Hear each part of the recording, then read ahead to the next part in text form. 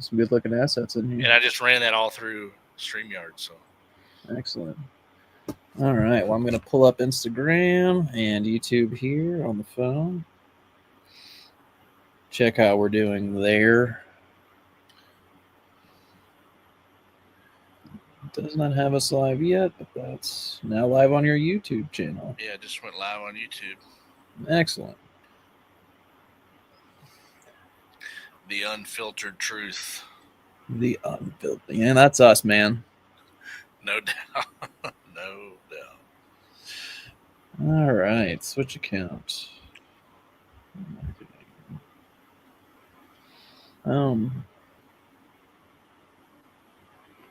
it is. All right. Well, welcome everybody to this Pave It Forward podcast episode.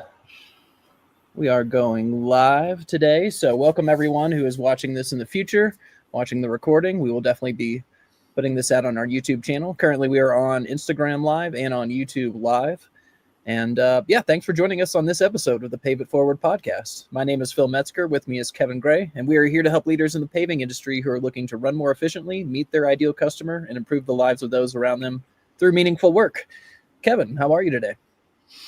I'm good, man. I'm good.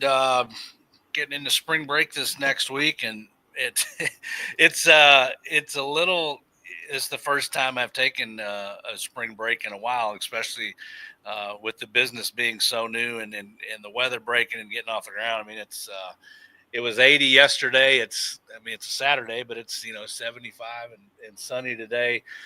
Luckily, looking at the forecast next week, it looks pretty rainy here in Louisville, so I'm not having too much guilt about getting out of town and spending some time with the family. And look, man, when you're starting a business, or whether you've owned a business or you're an entrepreneur, I mean, and I think we're going to talk a lot about that today. Is, man, just finding that balance and doing the things that are important to you and your family, as well as the business, all in some kind of harmonious atmosphere, man, can be a challenge, but they're all necessary. And that's just something I've tried to be a little bit more mindful of this go round, is finding the balance with all those, and not, as much time and attention and concern and direction and focus that the business, especially one that you're trying to get off the ground, requires, man. Just trying to, find time for everything else in my life too. So it's all good, man. It's great. And, doing it this time around, absolutely, clear minded, clear heart, clear conscious. And, it's a hell of a lot easier in that regard. So, yeah. Well, tell us about what you have going with the family next week. That sounds like a pretty good way to. I know you've been busy these first couple months. Where are you heading? What are you going to be doing? Yeah, we're just a quick little trip, just Wednesday through Saturday, going down to Gatlinburg. It's myself and fiance and our 4 collective children, and then another couple of hers and their 2 kids. So I guess there's going to be 10 of us in a cabin for 3 nights, 4 days, and we got some activities planned, and some hikes, and then some fun stuff. So just getting out of town for a little bit and going to do something a little different, man, and trying to make some memories for the kids. That's what it's all about. So that's a great place to do it. We did the same thing, I guess about 4 or 5 years ago. We have one of my wife's brothers lives in Alabama, and so that's somewhat between Kentucky and Alabama as far as meeting halfway. And he brought his kids, and I've done this a couple times throughout life, and realized that Gatlinburg is one of the areas of the country where you can definitely find the most large cabins of anywhere that I think I maybe have been. There's just so many options there if you're looking for like a big group getaway for a couple days, just like you're doing. And man, they have all the amenities just based on what you want. I know all the amenities, including me, has been an arcade pretty much every time, admittedly, even before the kiddos. But yeah, it's fun. You can get your pool tables going. You get the competitive spirits going a little bit as well. So yeah, that's great, man. And, that is one thing that you mentioned the second time around, and what that means as a business owner and the stress that you go through, especially the first time of going through something, and whether it be through youth or just youth in the industry that you're in, it can be. It's always more scary the first time around. I find that I'm only, yeah, I still say only. I'm 40 years old, and so I feel like I'm pretty young on this business journey. But I still feel like in the last 10 years, the amount of growth I've gone through and the amount of stress I know to rather put on or not put on a situation has gotten a little bit easier. Yeah. But as you're going through this time where you're starting a business again, of course, you're having a lot of these feelings. I'm sure a lot of the same feelings that you went through the first time, but we're able to shine a little bit different light on it now that you've been on the other side of that tunnel. So I thought we'd just kind of start off there with the mental game. Um, when you start a business there's so many decisions to be made, and it can be very hard to understand what to concentrate on. So I thought we would just kind of start there. If you could just talk about mental fatigue and just the either the thoughts, the processes, the routines, just anything that matters to you, and just the ability to wake up every day and have the capacity to make good decisions. Well, a lot of that stems from me taking care of myself first, and being, uh, somewhat selfish in that regard, I guess. And that's something I've learned from having done this for like my 17th season. Doing this over and over and over again, season in and season out, is just how to take care of myself first, so that I can take care of all of the other responsibilities and challenges and demands that are put on me from an emotional standpoint, from a physical standpoint, from a spirituality standpoint, from a stress standpoint. And that, that's why I took on 75 hard again this off season, was because uh, I knew how busy we'd gotten last year, and we were pretty impressed with the results we got. And just leading into this spring, was already starting to see the ramp up. Like, oh man, this is this is year two, and we have been doing all the right things, checking the boxes that get us to the results and the goals that we're shooting for. And I was already seeing the uptick in activity and demand, and just fielding calls, being reactive to calls, but also having opportunities to be proactive with leads, and word of mouth starting to happening. And it all goes back to, it's like, uh, you look at the situation you're in today. Well, that didn't happen because of the things you did yesterday or last week. It's normally a result of things that you've been doing. What do your activities look like 90 days ago, even 180 days ago? And now we're starting to see some, that you and I have only been working together just a little over a year at this point. We started in February of 24. So we're just over the anniversary of kind of relaunching, launching the brand, and launching the marketing, and working on the ad campaigns and the social media stuff and the content creation. Like, we're just now, 365 days later, starting to really, really, really see some of the results of that stuff. So I knew a few months back, is like, if I don't get myself in the 75 hard deal for me, now that I've done it a couple times, what, the physical piece of it's nice, but it's like, I've got to get, um, my disciplines resharpened. I've got to focus my mental toughness and sharpen that, and just start getting back in those old habits. And it's funny because I try to, and this is where I get myself in trouble sometimes, um, overthinking things, or in that comparison trap. I think about where I'm at in my journey now, and I'll compare it to where I was just 3, 4, 5 years ago, when we had built a pretty amazing company and had 30 employees, and we had systems and processes and leadership and people and admin. We had all the things in place. But I have to remind myself that those things that were in place, depending on what we're talking about, respectively, took 5, 7, 10 years to get to the point where they were really, really good.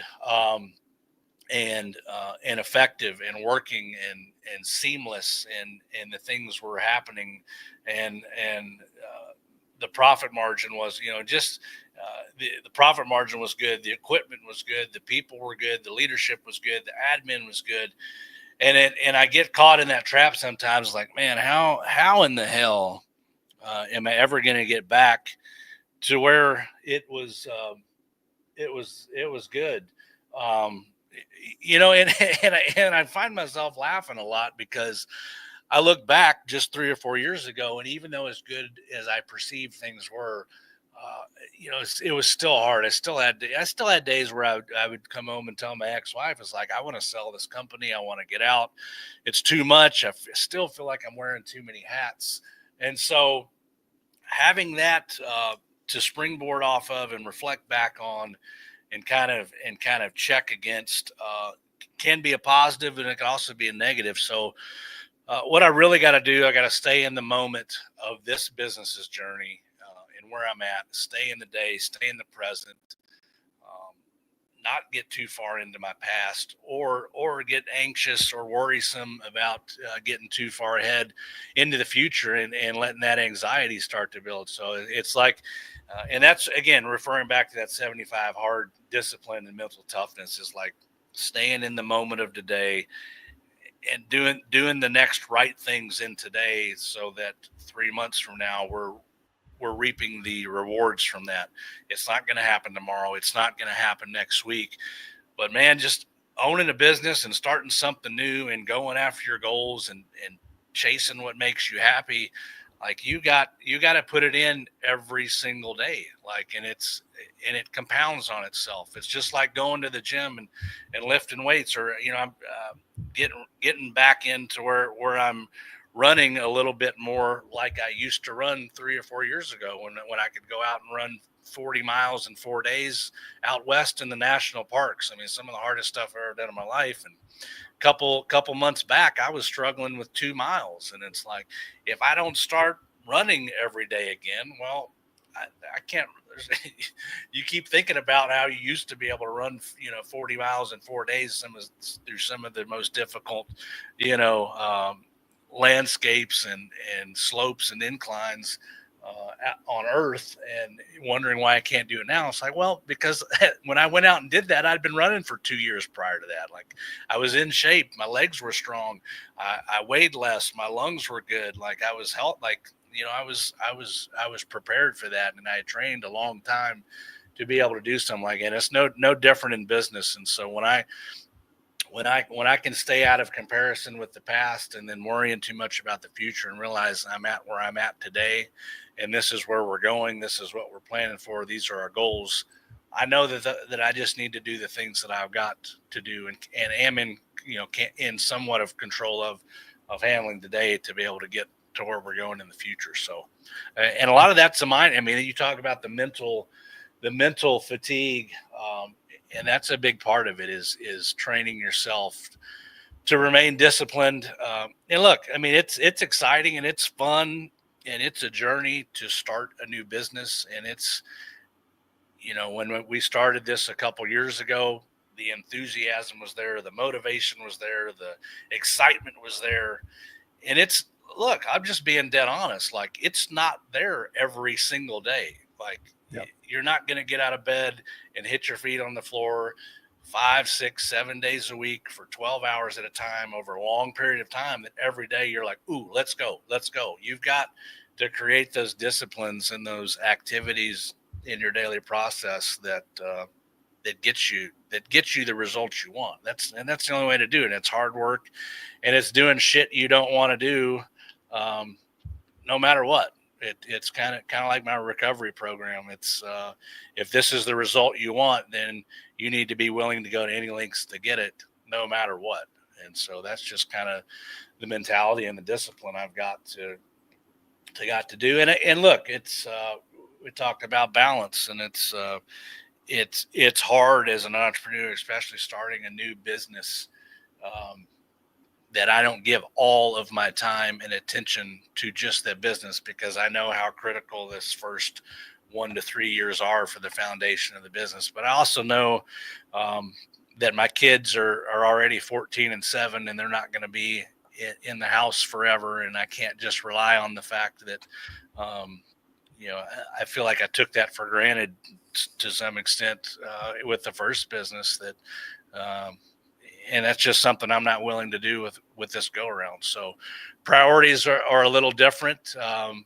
Although the business is a massive priority, there's just other things in my life that are important too that I'm figuring out this go around how to balance and find happiness and joy and purpose with all of it. So it's what a complex battle that we all face every day with all this, because even I feel like I'm in pretty good mental shape as far as the span of my life. And in my early 20s, I was considered them the lost years, honestly, for myself. And not that I wasn't unaware of what was going on, but I was just so I didn't know what I wanted to do, and it was all confusing. And it just it can be a depressing time, and it can even be depressing once you get into the business, into a business, and it's not what you think it is, because it's not. It's no matter what you think a business is, when you start it, you wear so many more hats. There are so many more things that constantly cross your mind, so many more responsibilities that feel heavy. And you talked about staying in the moment, which I thought was a pretty good place to take this next part of the conversation, because you go through those ups where you get really high on the victories, and it's a great thing, and this is what business is. But most of the time, you are doing stuff, especially when starting a business. You're doing a lot of things that do not bring you joy, stuff that you're not even sure about because you've never run a business before, or even if you have, you're trying to improve. So you're always breaking into ground where you don't know what's coming next. in the fact that you've been through this before, maybe the fact that the sword doesn't quite cut as deep on these lessons or these activities as you're having to go through it again.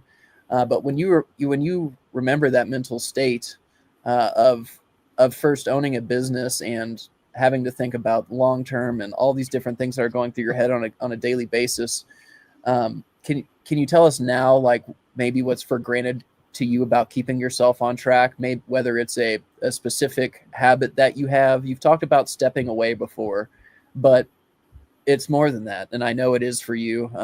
So whether it be your daily routine or just things that happen as you feel yourself losing control, we'll say, what are some things that you kind of fall back on through your experience?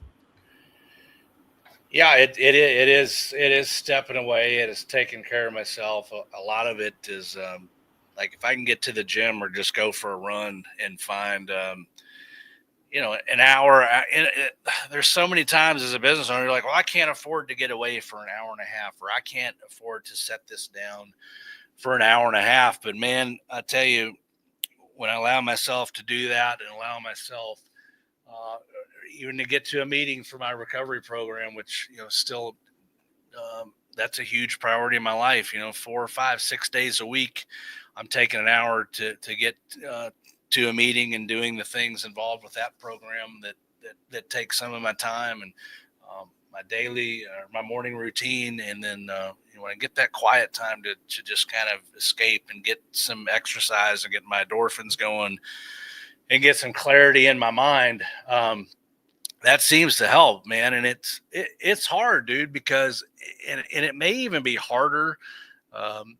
Everybody's like, oh, it's going to be, you've already done this once. It's going to be so much. I don't know that they've ever said it's going to be easier. So maybe that's just something I put on myself. But like, people are like, oh, it's going to happen quicker this time. You're not going to, have so many trip ups as you did. And that's probably all true. Like, and it is happening quicker this time. We don't have as many hangups. I do know when to turn right and not turn left. Like, but man, I'll mess around and this is really when I got to check myself in doing a business for the second go round is not messing around and finding myself in a resentment that I'm having to do things that I did a decade ago that I thought were long gone in the past of my business journey or my entrepreneurial journey, or owning my own business journey. Like, man, I already checked that box. I already did that. I have people on the payroll that do that for me because that's not where I'm best serving the business, or that I hate doing that thing. Like that's where I really got to say, look, man, you have to do it now because no one's coming through the door to save your ass. And until we as a business or we as a brand have enough demand, or we have enough demand, sales, or have the resources to start implementing some of these support positions within the business, uh, then it is what it is. We will wear all the hats until that time comes. And maybe some of this is me being stubborn, but I've talked with my partner a lot about this and how we're going to do it this time around. And um, we don't want to go borrow a bunch of money from the bank and have a bank over our head and have a huge line of credit and do this with a lot of debt. The first business was very successful, but it was also very debt heavy, but it was debt heavy based on projections and data that we had, and we knew where our revenue was trending and our profit margin was. So it made sense to carry some of the equipment debt that we had because we were growing and we were doing bigger jobs, and we needed that level of equipment for the productivity and efficiency that we were demanding and were required to perform at the level we were required to perform at. But look, we could go borrow money. We could go get our forever office space and shop space that we sit around and talk about and dream about. We have, in the interim, we do have a shop now that we're operating at. So we're trying to take it.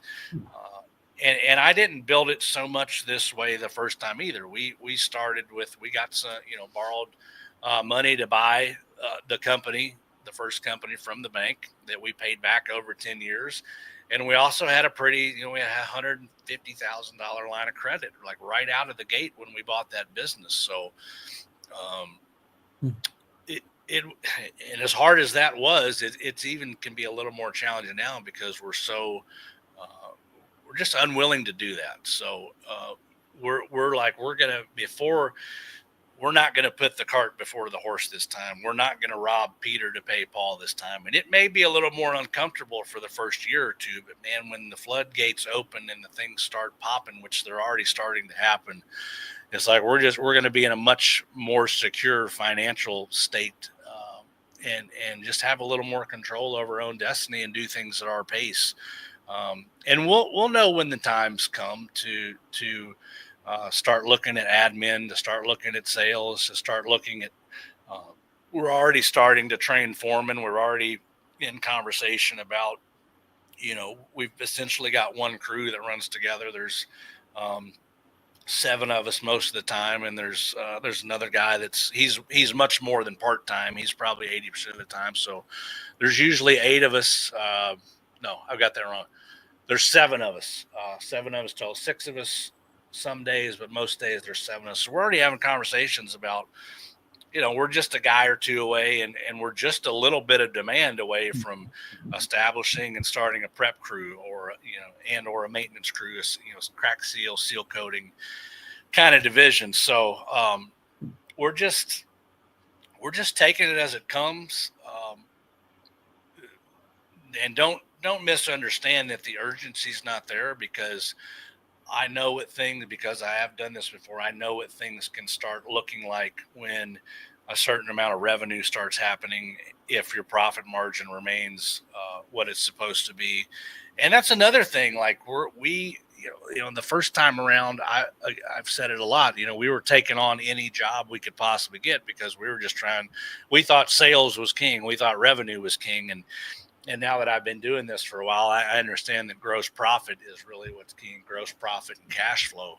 So it's navigating the workload we even want to entertain and get on the books. So we're just trying to, as much as we can, control our own destiny. But there again, we just really try to stay in the moment, on the game plan, stay in our lane, and just follow the steps as difficult or challenging or uncomfortable or resentful something, like I said, or resentful sometimes as they may be, if this is what the process looks like, but this is what the process looks like. So Yep. There was quite a few takeaways there. First, I noticed that physical activity was what you cited to typically get you out of a funk or get you thinking in a method you like clearly, which is, for someone like me who's in marketing and spends a lot of time behind the desk, makes a lot of sense, but may not naturally make sense to someone who's out in the field all the time and working and being like, oh, well, I've already done something today or been active or walked a lot or something this week. But to get away, get out of the situation, even if you just need to switch gears from your desk and just take a walk, take the dog for a walk, go lift some weights real quick, whatever it may be, I find that does help. The second thing was you've talked about being a little bit more slow with the building, not taking on that credit. And as I'm sitting here thinking about the things you have decided to, the hats you have decided to take off your head as this progresses, you decided from the beginning, and please correct me if I'm wrong, to do marketing and accounting to get you off the ground. Yep. And you started with a basic paver, a partner, and you had your own truck. And so we're saying that this does not have to be done with credit. And I'm doing the same thing. I can't tell you how much my life would improve with a content director for my company to be able to handle all of this thing I'm currently doing. But I have been in the process of figuring out not just how much money do I need in the bank. If I want to go a little bit sooner, how much do I need in the bank? Plus, how much do I need in contracts, that are good, solid contracts. So there's a balance there of being patient. But I wanted to kind of walk through, since you mentioned like next is coming sales and maybe some admin is coming next. I'm sorry, you got bookkeeping help at first, not admin. I apologize. That's right. So I was just wondering if you could maybe just we could walk through together what this first year and a half has been. The 6 months of planning and then the last year of actually implementing a new company. We'll start there, and then what it kind of looks like to keep you mentally sound as you're going through this day-to-day paving hardcore, but keeping these goals in mind. Because for me, it's easier when I know that this is my next step. If I get this next contract, if I work these extra hours, if I do this, then I get to take this hat off. So with all that kind of in mind, what are some of your initial thoughts going back to a year and a half ago, and how's that kind of played out as far as your first moves? Well, I mean, for me, and we were lucky. We made a couple really good field hires over the off season. And I as much as I love being out in the field, I've just kind of always gravitated towards that. Some of it's the physical aspect of it. Some of it's the artistry of it. A lot of it, a big piece of it for me, is the team and camaraderie piece of it. Just accomplishing goals and being out there with guys and being able to lead guys in that kind of capacity, in that environment, and a lot of folks that have come from some of their upbringings and surroundings and the lives that they may have had, and being able to help coach them into something better or a better just mentality or outlook on life, or just and that all goes to camaraderie and faith and belief and leadership. You can't get as much of that being out of the field as you can in the field. Not that it's not attainable, and not that you can't get that as the leader and owner of a business that doesn't work in the field. So but I know, as much, I guess, to my point, as much as I love that part of a paving and pavement maintenance operation and business, I know that I'm not serving our business, our future, our culture, any of our livelihoods to the best of my capacity if I'm always working in the business opposed to working on the business. And that's just something, and that's one of the biggest things, I think, especially in the small construction space, small business owner construction space, that you'll find is figuring out what's that balance, what's that, where is the line that you've got to teeter totter and walk, that that is working on the business or working in the business. And so that's and look, we've been back in production 3 weeks, and we've already done over 10% of what we did all of last year in just 3 weeks. So that's pretty. And we've kind of just been slow out of the gate, just getting our bearings, getting our feet under us, doing some training, teaching the new guys what the standards are, getting our processes, procedures, efficiencies down. And it's been, and look, we've been so busy with the leads and the growth of the business, and it's been going on for 60, 75 days at this point. Just the amount of inbound traffic and Google starting to work and the word of mouth. We did the BIA tabletop night about a week and a half ago, Building Industry Association of Louisville. And just the amount of people that have already reached out to us from that, and like, man, it's so good to see you back in the industry. We, blah, blah, blah. And it's, having some old connections reach out and getting familiar with again. We're getting ready to pave a driveway for Homerama coming up the end of this summer. That's something I haven't done in 4 or 5 years, and getting back in with some of these builders that trust our brand and culture to execute jobs of that kind of stature, and talk about, being able to put a yard sign out at a Homerama house that gets, tens of thousands of people going around Jefferson County looking at these new builds and new construction and new home designs. That's a big, that's a feather in the cap right there. So I'm getting extremely busy from a sales side, from an admin side, and it's been nice. And it's almost been unintentional, but I've talked to my partner about it, and he's starting to understand. I was like, look, dude, at some point, probably sooner rather than later, like, I'm not going to be out here all the time. I'm not going to be able to be on site, executing, facilitating, leading, scheduling, planning, dispatching trucks, ordering material, doing all the things that go into executing the field work. Luckily, this guy has operations experience with me at the other company, so he knows what that role looks like. And it's so it's going to get to that point to where I'm, and that's kind of where I had gotten with the other business towards the end. Was, we were running 4 to 5 crews any given day. And unless we were on a massive project where it really just kind of needed some more, leadership or project management out there,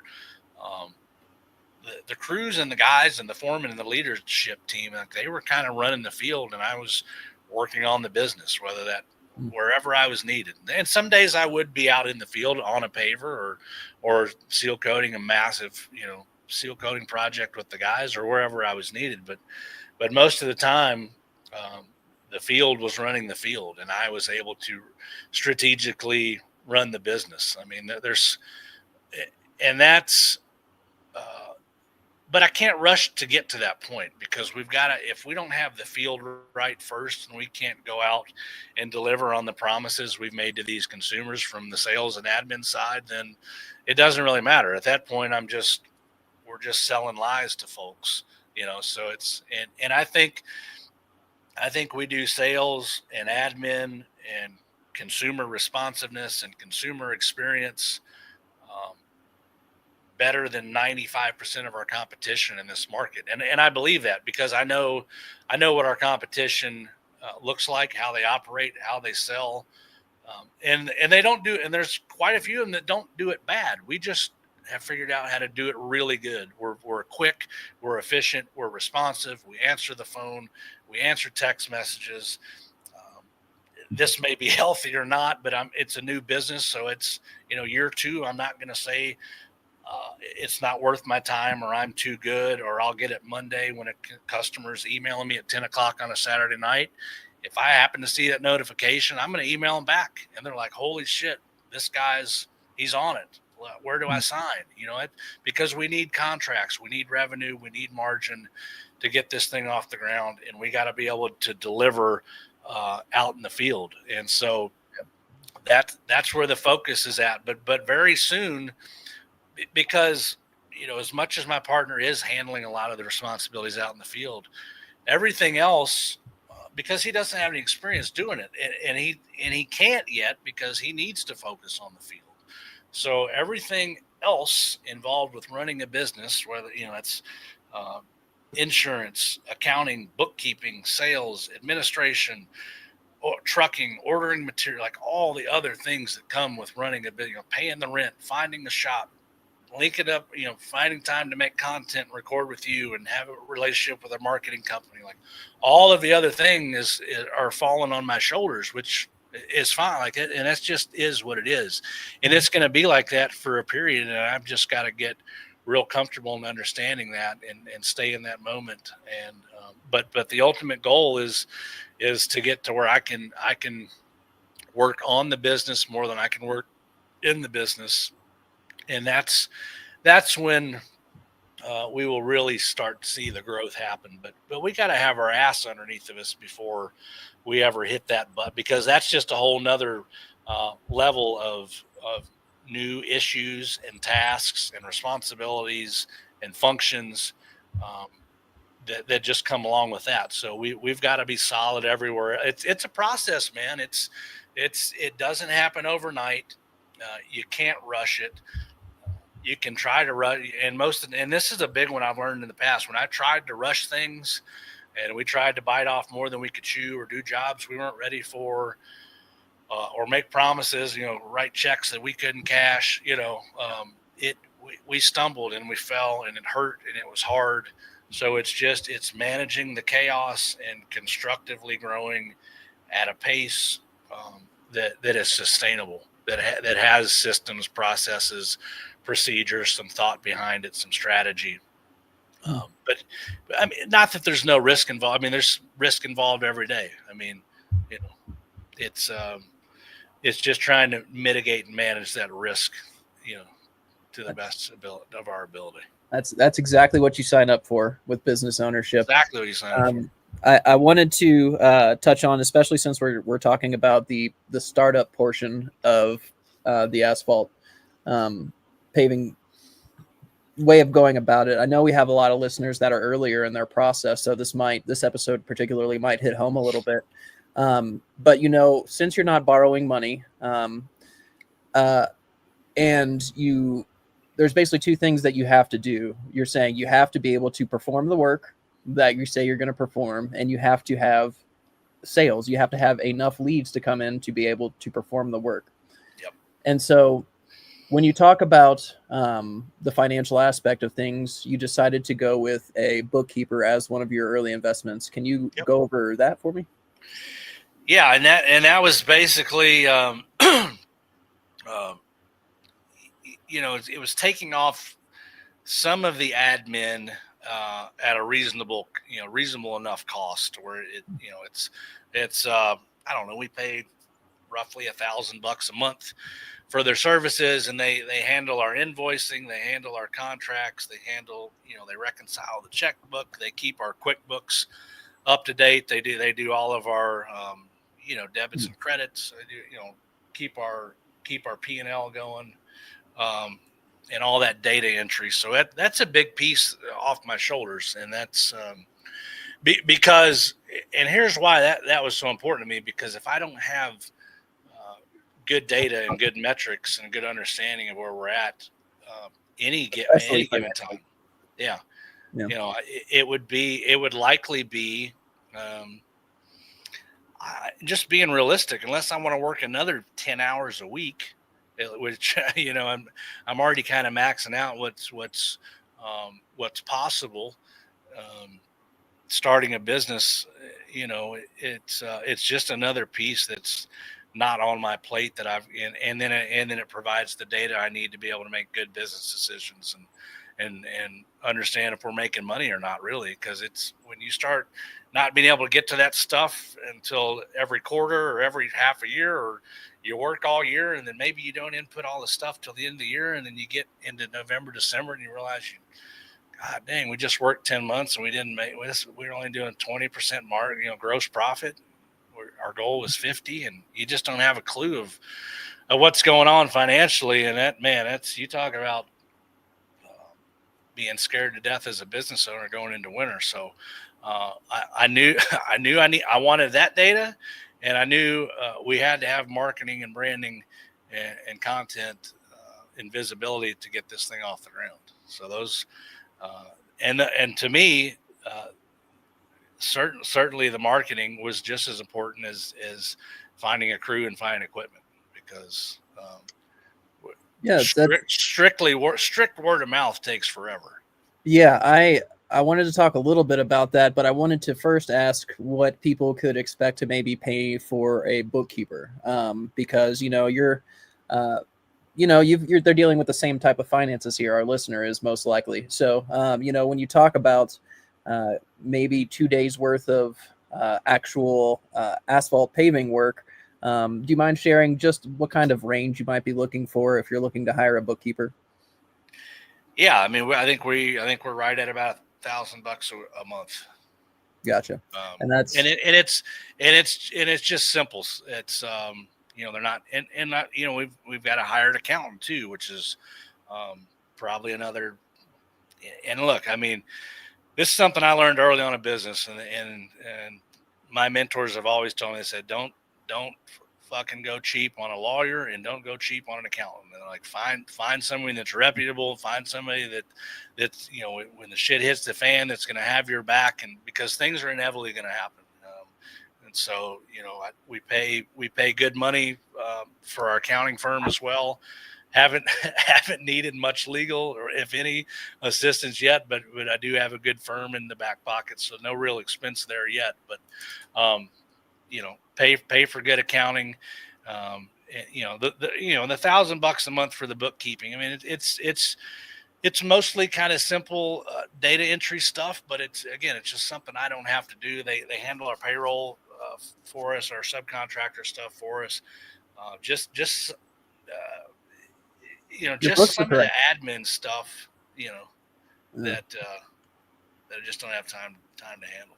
Yeah, no, I'm 100% there. That's actually my next step as well. I don't have near as many daily charges, and have to keep as track of as many different moving parts as what's in the asphalt paving business. But the weight it does take off your shoulder, and to know that it's going to be right, and you can still, of course, take time to review everything that you want to review.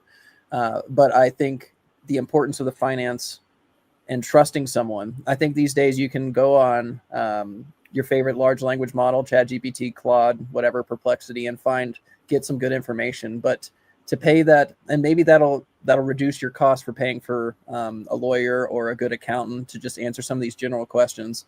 But to go ahead and invest up front in one that you can communicate with, you like, and most importantly, you trust their answers and their product and their calculations that they're giving you.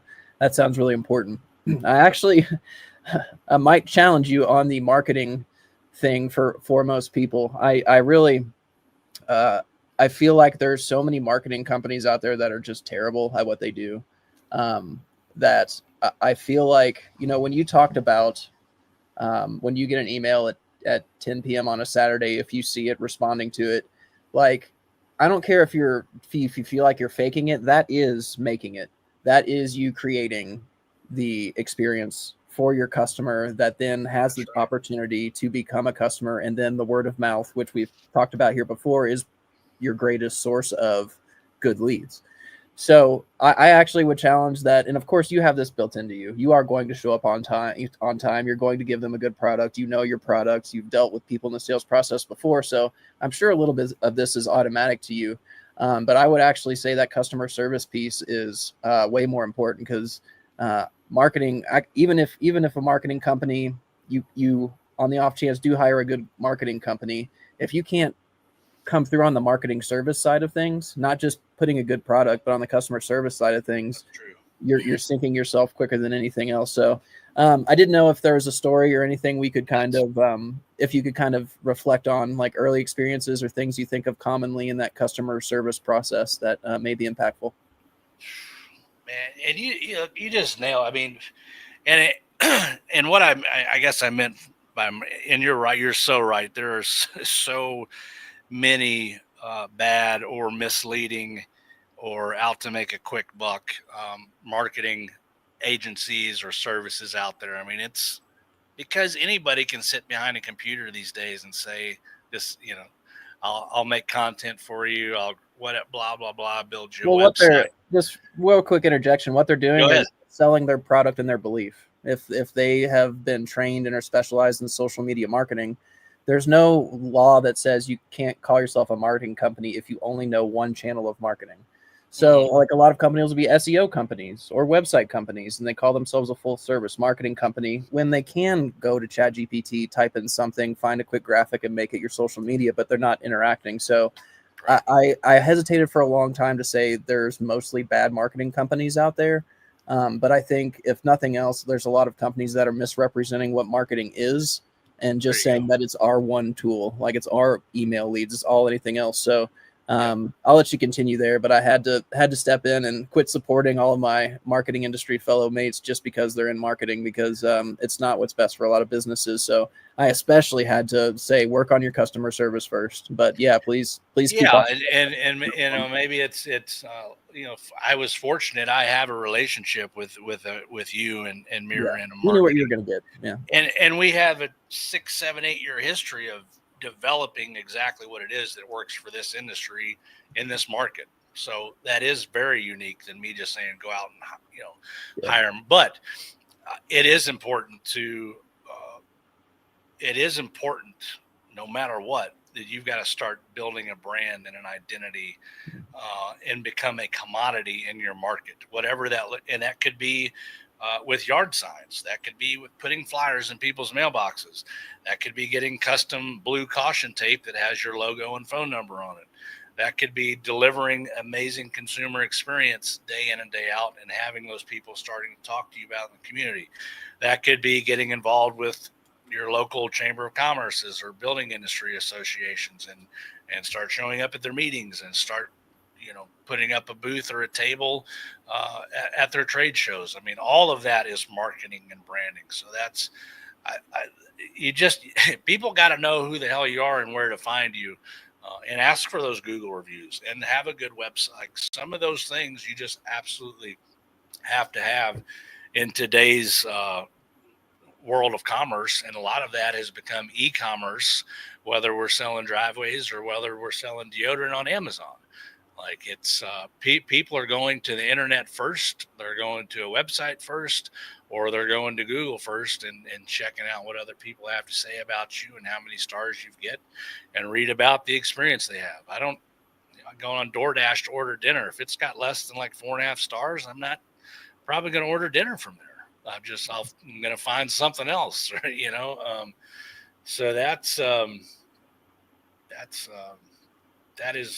critical. That piece is, and then I think so many folks in construction in general miss the mark on consumer experience. That it's pretty, and I say it's easy, and maybe it's just easy because we've figured it out and we're responsive, or that's how I'm wired, or that's how I've always led culture and image, and how we show up in our community is to be responsive, be on time, answer the phone, respond to emails, show up in uniform, show up and go above and beyond for that, leave that property looking better than it was when we found it, when we arrived, just all those little things that really separate, or not even separate.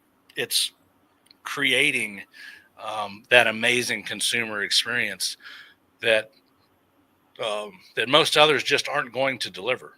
And it's not because they don't want to, or I think it's more so they don't know how to, or they don't think it's important enough, or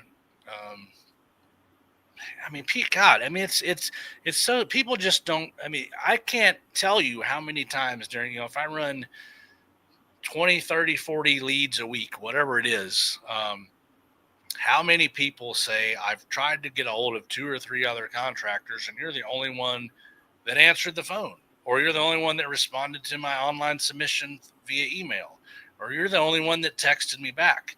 Oh, I had 2 other guys that were supposed to be here yesterday, and they never showed up to even give me an estimate. And it's like, golly.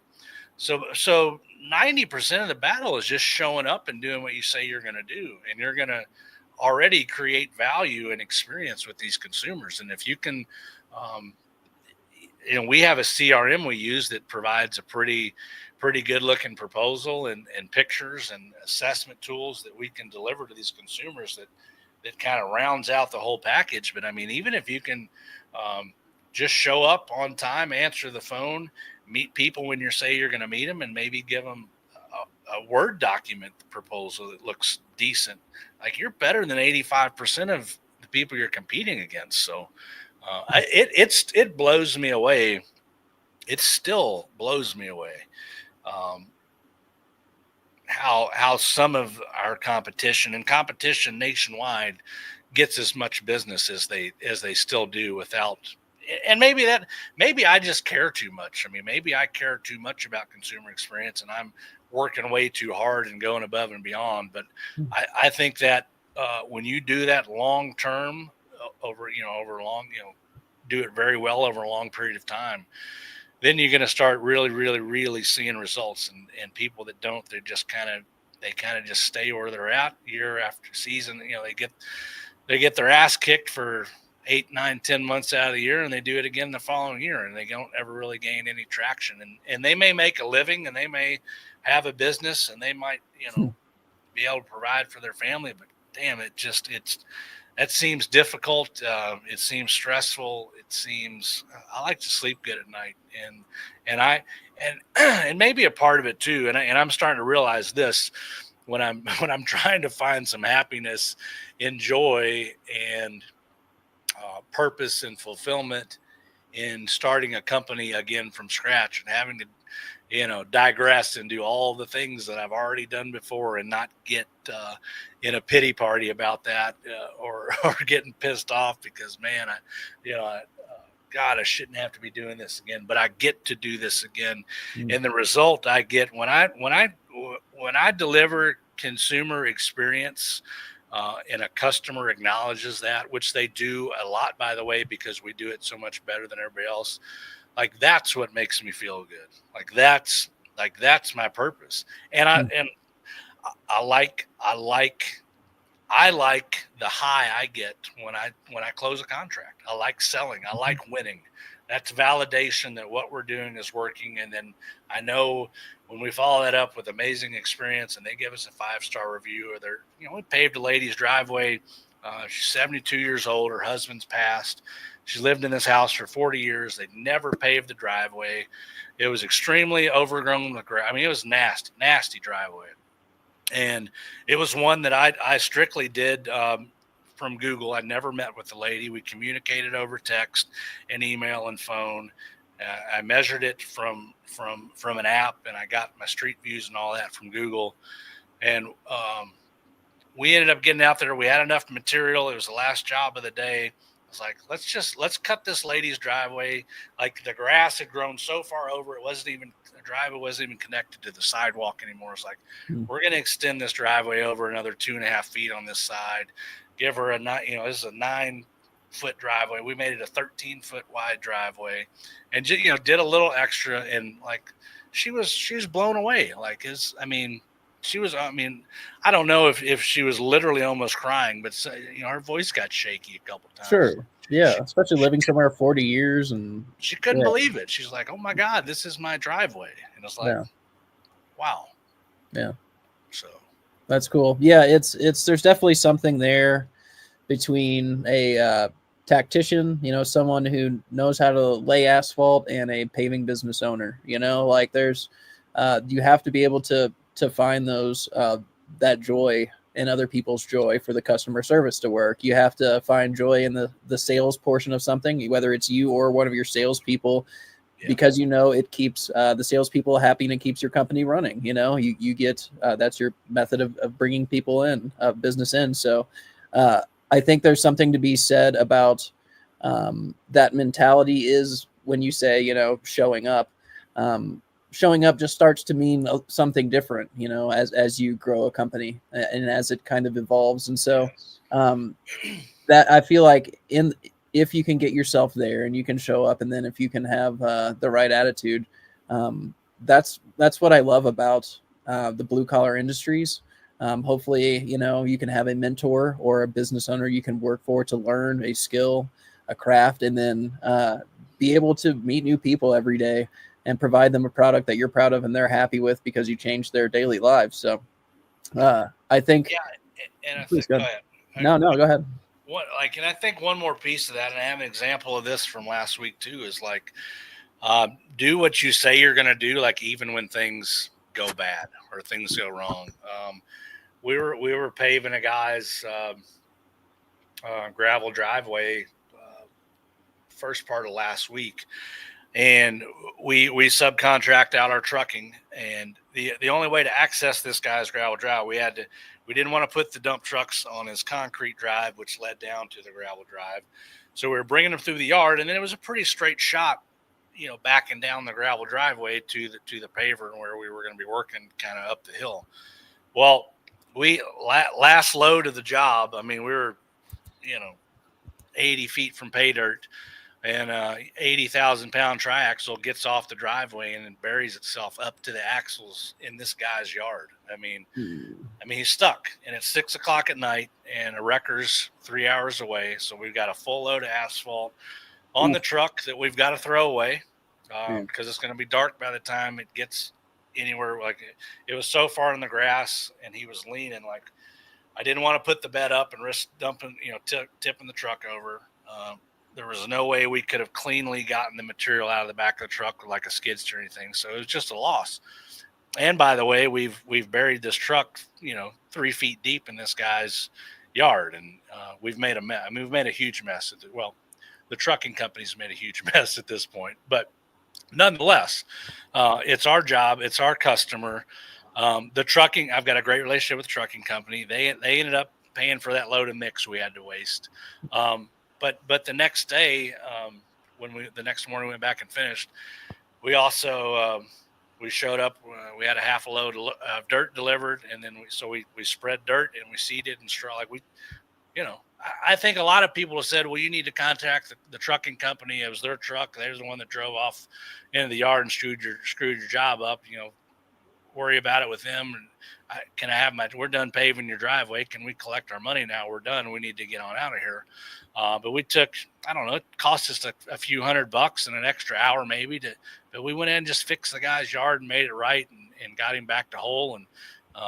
And he was happy. So, I mean, he didn't have to deal with trying to figure out how to get his yard fixed after we were gone. And who the hell is this trucking company that you want me to call? And the owner's name is what? And they're going to, it's like we just played a little offense. And that's, dude, if I can offer some advice there, like when shit's going bad and south and things aren't good and it and you can feel it and you're pretty sure that your customer can feel it, like playing offense in those moments instead of playing, being reactive and playing defense and waiting for the problem to come to you.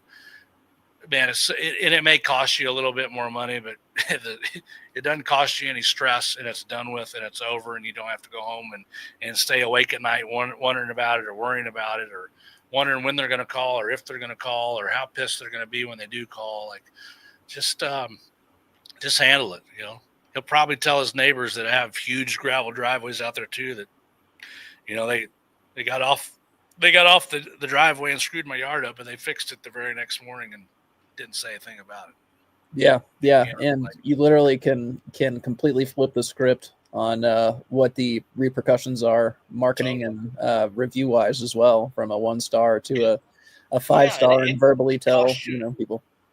Yeah, it'll cost you way more time and money to be defensive in those situations than it will just to be proactive and go ahead and handle it. Is there something you can remember, or that you commonly think, or you can remember having to learn when these problems would happen on site? We'll just take this one for example. Like if you were maybe a little bit more experienced, this was, early in your career, you hadn't dealt with as many customers, what are some of the things you've had to learn to not panic? And, when you say, don't just hide from the customer, go and play offense. Like, if you can mentally put yourself back in that situation, as far as, your crew members are looking at you, you're living almost paycheck to paycheck, and you've got their livelihoods on the line. You've got this customer who might give you a 1-star review. Can you kind of walk through that a little bit as far as what the progression has been like for you as far as that type of situation?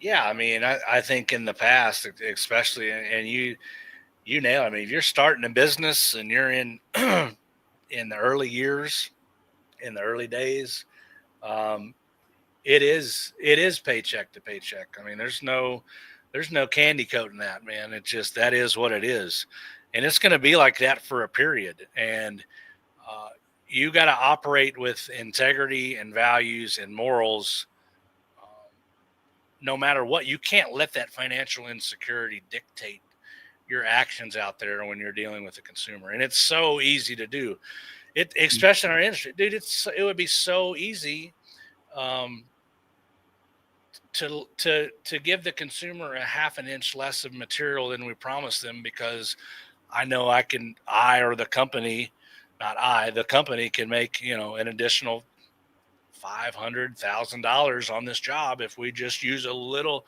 They're not going to notice that much material. But I mean, who who am I, or who are we as an entity or someone that's trying to establish ourselves, if we're going around screwing people day in, day out?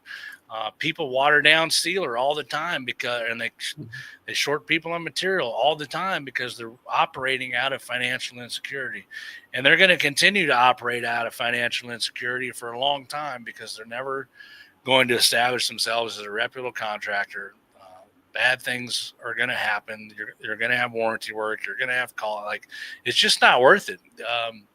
Sleepless. I couldn't sleep at night if I went around operating that way. And look, I mean, um, there have been times in the past, early on in my career, where we considered doing, and even did it probably a time or two, considered cutting down a little bit on a job to make a little extra margin or something. Man, you just can't operate that way.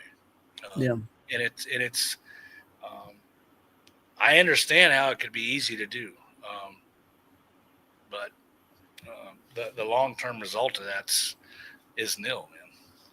Can you talk to me about the personal sacrifices on the financial side that are kind of needed? Because when I worked for a paycheck, I would just kind of get my paycheck and know how much I have to spend, and then I'd save maybe a little bit, but it was just kind of, you didn't really have to think about it so much. But especially when you're starting off, and especially if you don't have a bunch of assets or liquid finance that you can access, and you have a partner or a family or something like that. I was wondering, since this is, what is this called, the Unfiltered Truth episode? I was wondering if you might try to get a little real with us and just maybe talk about some of the sacrifices you're having to make now or in the past. Some of those decisions that may have felt comfortable in the past, that you've had to maybe even have a conversation not only with yourself but with some of your family members. Yeah, I mean, it's I mean, just the reality of it is that it's man, 3-4 years ago, go from basically having we had an established um, kind of income that had been established for, we had been doing really well in that business for quite a few years. So I mean, we had 3-4 year established income that was very liquid and fluid, and didn't want or need for anything. Savings, retirement, life insurance, health insurance, um, anywhere we wanted to go on vacation during the winter. Nothing was really out of the question. Book a flight to go to a meeting or to a conference or to a concert, get a hotel over on a whim for a weekend. I mean, $500,000 worth of cars, $3-4 million worth of equipment, $1 million home, luckily we've scrimped by enough to keep the mortgage paid on the house, and that's been a biggie, man. And it for the last couple years there hasn't been much left over for anything other than the necessities of survival and getting by and paying the bills. I mean, the cars are sold. $500,000 worth of cars have come and gone. The my life insurance I had to cash out to get this business going. My 401k I've cashed out to keep this business, both over. Luckily we got through this past winter without having to do anything drastic like that. But last winter I had to cash out. I mean, every last asset that I had to get this business off the ground and keep the bills paid and keep the mortgage paid. And so it's, the financial stress is real, and it's every day, but I can't live and stay in that fear of financial insecurity, because that will kill me. From a worry standpoint, from an anxiety standpoint, from a recovery standpoint, like when I live and sit and stay with my fears and don't trust the process and connect with my higher power and my purpose here in life and what I need to do. And I just remind myself, like, am I okay today? Am I safe today? Is my family provided for and healthy? And are we doing all the things? Do we have a roof over our head? Do we have food in the fridge? Like the little things. Like, I'll worry about all that other shit when it happens. Like when things get good again. And then look, it's mo money, mo problems. Like money isn't the root or the answer to all of the problems never go away as a business owner. Yeah. They just become bigger or a different scale. But relieving that financial stress a little bit, it does give you a little bit of security. It does give your family. And for me, it's really about creating some options for my family, mostly my children, to have experiences. I mean, look, dude, I've had the cars, I've had the business, I've had the stuff.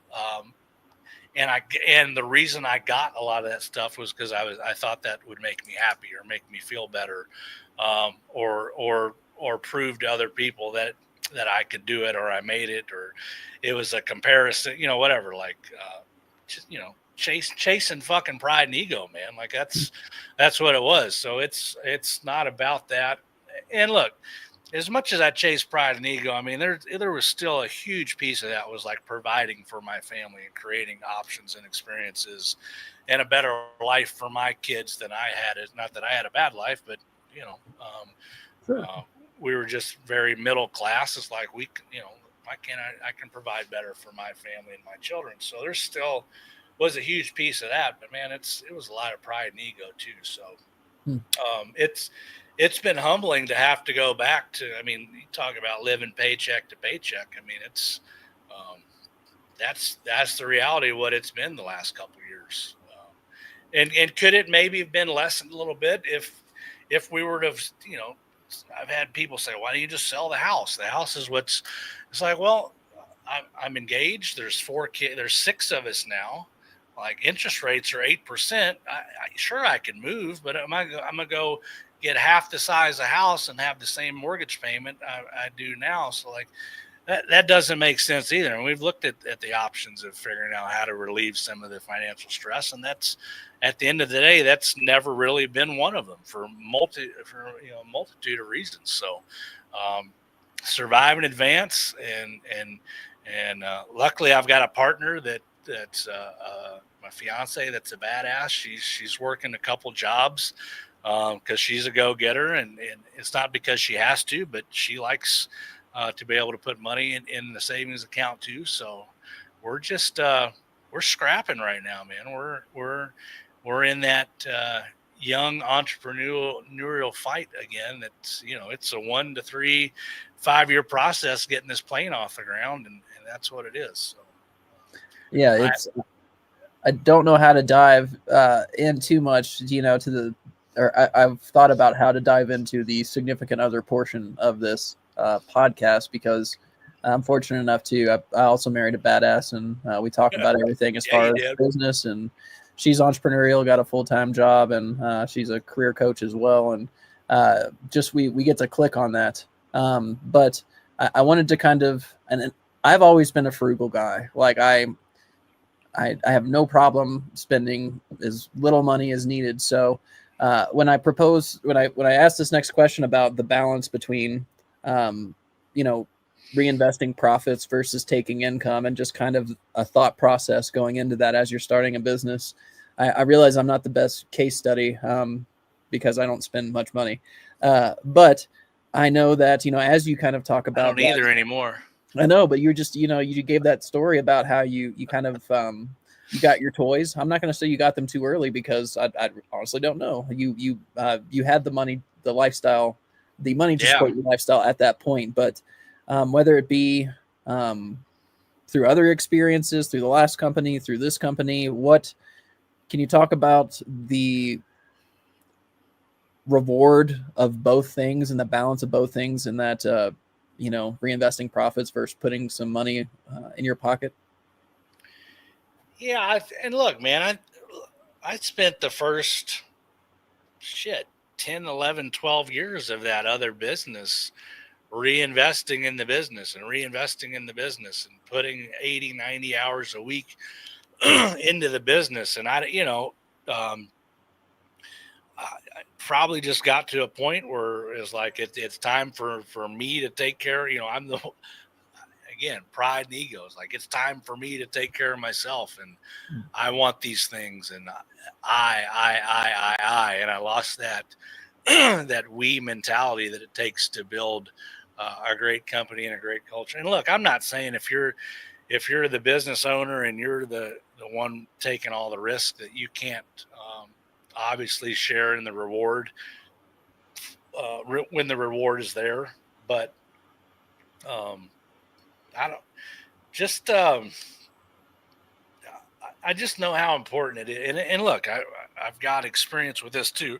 I know how important it is to reinvest back into the company and reinvest in training and reinvesting in technology and reinvesting in culture and getting team building, all the things and all the monetary things it takes to build a great company.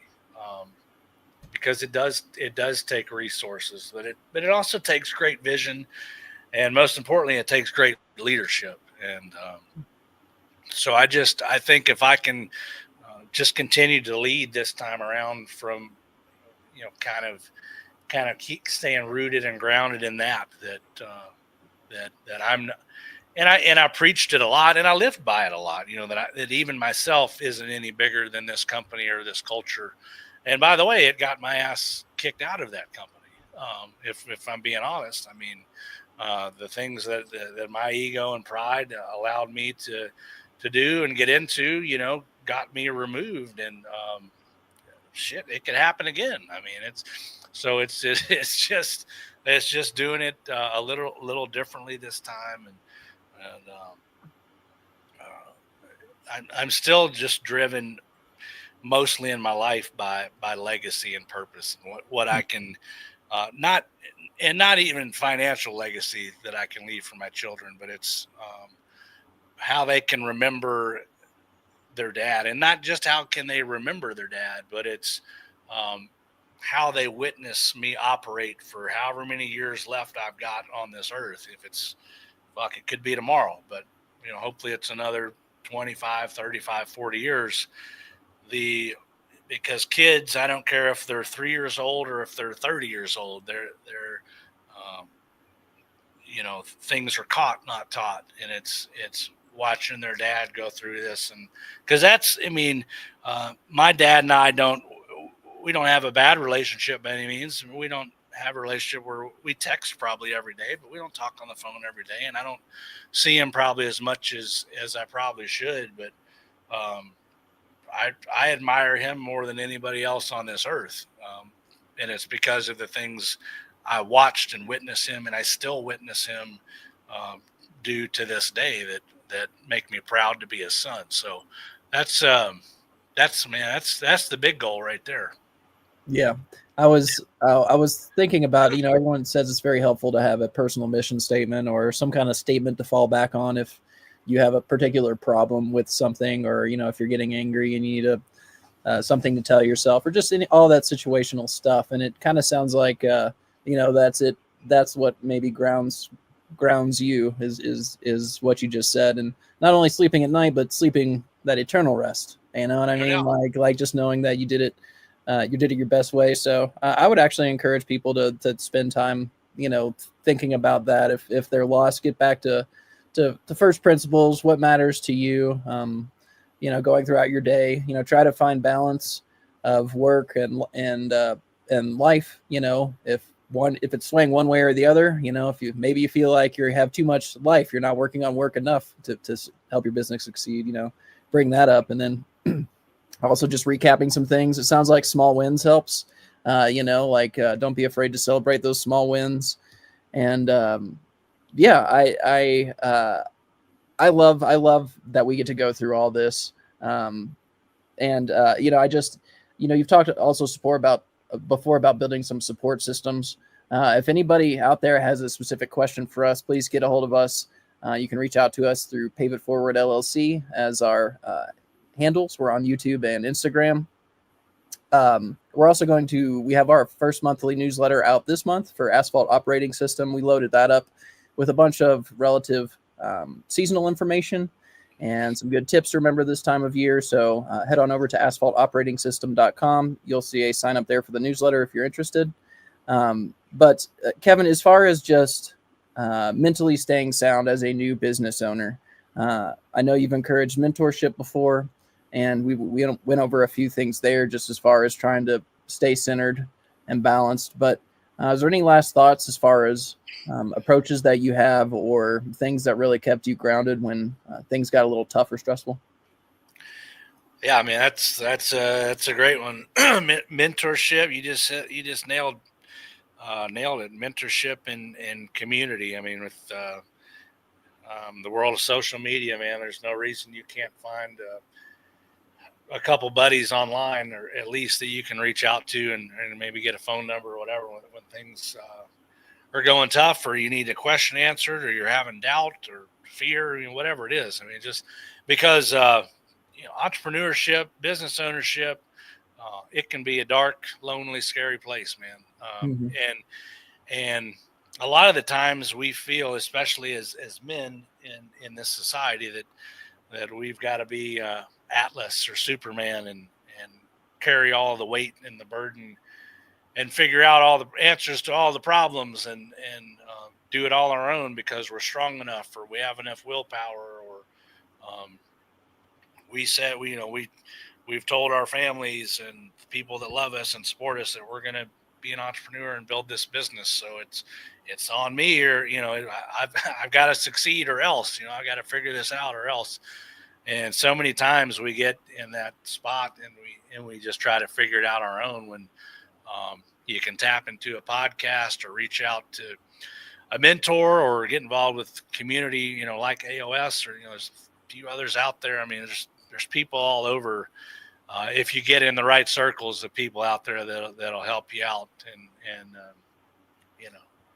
sometimes you just need somebody to listen and bounce an idea off of. I mean, gets you out of a dark place. So I know we have some faith-based listeners too. I know you're a man of faith, and I'll just lead with this. Like, whenever I know things are getting super stressful, mentally I'm just craving to go by a creek or stream and just sit for an hour or two, just so everything can be quiet and I can just kind of regain my thoughts. Is there anything specifically, if you don't mind me asking, personally, on the faith side, or anything else that really seems to work in an emergency situation? Other than a brewski? Yeah, brewskis don't work. Nature's good. Nature's a great one. Nature, or just calling somebody. Yeah. I mean, just reach out to connection, Yeah, I know it can feel, and in some cases it may be all on you, but you are certainly not alone if you find yourself going through these struggles. So reach out to us. Head on over to paveitforward.com/podcast if you want to check out more of our podcast episodes. We're also active on Instagram and YouTube, so check us out there at Pave It Forward and at Pave It Forward LLC. Yeah, try to find yourself some time to clear your mind. One last thing that I thought about is it can seem impossible to wake up early or stay up late to get some extra work done. I found that waking up early, as hard as it is sometimes, it's definitely the answer, because if you go too many days waiting till the end of the day to get some of this stuff done, the days just run out. So I'll leave you with that. But any last thoughts before we say goodbye today, Kev? No, man, that's some great advice there. Well, we will catch everyone on the next episode, unless you catch us on social media first. So we will see you. Catch us on Instagram, YouTube, and LinkedIn, and we will check everyone out soon, and see you soon.